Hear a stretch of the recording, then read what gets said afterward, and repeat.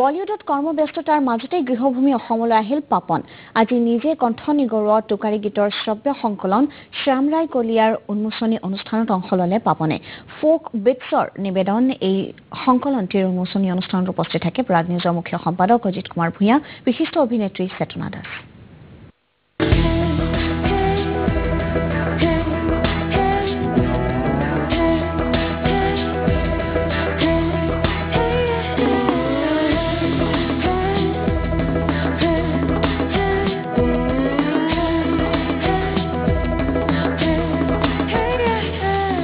কোক ষ্টুডিঅ'ৰ জৰিয়তে বিশ্ববাসীৰ মাজত সমাদৃত হোৱা পাপনৰ কণ্ঠৰ এটি জনপ্ৰিয় গীত।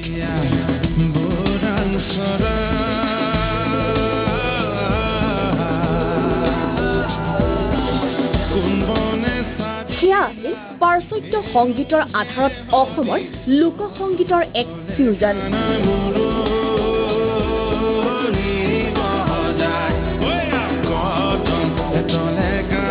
কিন্তু এইবাৰ গণশিল্পী খগেন মহন্তৰ এই কালজয়ী গীতটোক থলুৱা বাদ্যযন্ত্ৰৰে সুসজ্জিত কৰি শ্ৰব্য সংকলনৰ আকাৰে শ্ৰোতালৈ আগবঢ়াইছে ফোক বিটছে। এলবামটিৰ 4টি গীততে কণ্ঠ নিগৰাইছে অংগৰাগ পাপন মহন্তই। সহশিল্পী হিচাপে আছে প্ৰবীণ শইকীয়া, মৃণাল দাস। সংগীত পৰিচালনা প্ৰবীণ শইকীয়াৰ। গুৱাহাটী প্ৰেছ ক্লাবত আনুষ্ঠানিকভাৱে মুকলি কৰা হয় এই শ্ৰব্য সংকলনটি। উন্মোচন কৰে প্ৰাগ নিউজৰ মুখ্য সম্পাদক অজিত কুমাৰ ভূঞাই আৰু অংগৰাগ পাপন মহন্তই। অনুষ্ঠানত উপস্থিত থাকে বিশিষ্ট অভিনেত্ৰী চেতনা দাসো। শ্ৰদ্ধা কৰোঁ প্ৰবীণ শইকীয়া আৰু উদ্যোগী হিচাপে মাধুৰ্য বুলি নাহে মনলৈ বাবু বুলিয়ে আহে। গতিকে এই উদ্যোগী মই শলাগ লৈছোঁ। সবল আৰু সফল যাত্ৰা তাৰ বাবে আমি তেওঁক বিশেষভাৱে আজি অভিনন্দন জনাইছোঁ। আপোনালোকে এটা হত্যা কৰিব যাতে ভাল পাওঁ। তেওঁ বিশ্বৰ যি সংগীত, পৃথিৱীৰ যি সংগীত জগত, তাত অসমীয়াৰ বাবে এখন আসন সৃষ্টি কৰি ল'বলৈ সক্ষম হৈছে বুলি মই অনুভৱ কৰিছোঁ লাহে লাহে।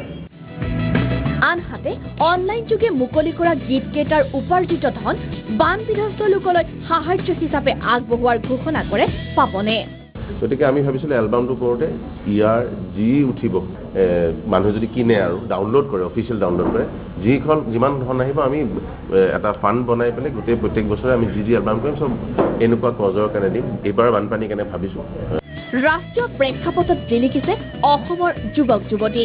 তেওঁলোকৰ প্ৰতিভাক লৈ মই গৌৰৱ কৰোঁ। বৰ্তমান NTVত চলি থকা দ্য ভইচ অফ ইণ্ডিয়া কিডছৰ উজলি উঠা অসমৰ প্ৰতিভা সন্দৰ্ভত বিচাৰকৰ আসনত থকা পাপনে এনেদৰে প্ৰশংসা কৰে। যিহেতু মোৰ অকণমান গৌৰৱ ফিল কৰিছে, ইমান ভাল কোৱালিটি কাৰণে মোৰ খুব ভাল লাগিছে। এনেকুৱা এটা পৰ্যায়ৰ মঞ্চ এখনত গৈ যেতিয়া অসমীয়া ল'ৰা ছোৱালী ভাল গায়, মই দেখুৱাব নোৱাৰো ফুটনিটো, কিন্তু মইহে জানো বা ভিতৰে কি হয়।